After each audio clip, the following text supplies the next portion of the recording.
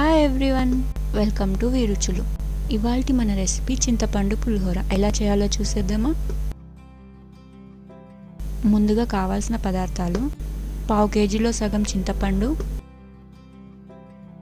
2 స్పూన్ల పల్లీలు, 2 స్పూన్ల పల్లి నువ్వుల పొడి, 3 ఎండుమిర్చి,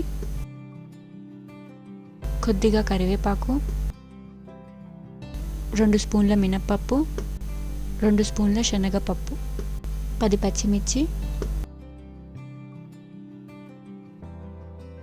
ముందుగా ప్యాన్లో 6 స్పూన్ల ఆయిల్ పోసుకొని హీట్ చేసుకోవాలి.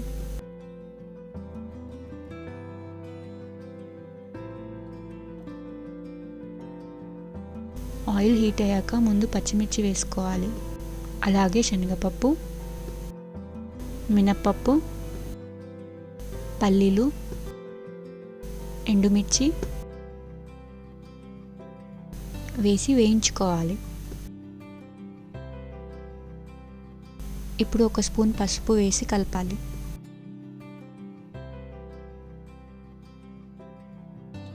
అలాగే కరివేపాకు కూడా వేయాలి.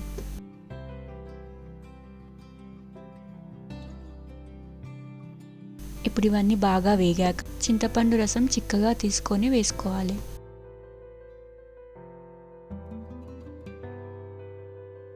ఇప్పుడు దీన్ని మీడియం ఫ్లేమ్లో పెట్టుకొని చిక్కగా అయ్యే వరకు ఉడికించుకోవాలి. అది ఉడుకుతూ ఉండగా 1.5 స్పూన్ జీలకర్ర మెంతుల పొడి వేసి కలుపుకోవాలి. అలాగే 1.5 స్పూన్ చక్కెర కూడా వేయాలి.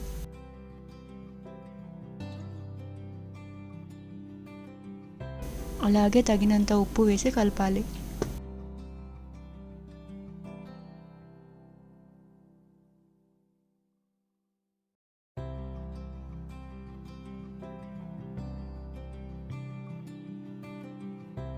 ఇలా నూనె తేలే వరకు, దగ్గర పడేంత వరకు ఉడికించుకొని చివరగా పల్లి నువ్వుల పొడి వేసుకొని కలుపుకోవాలి.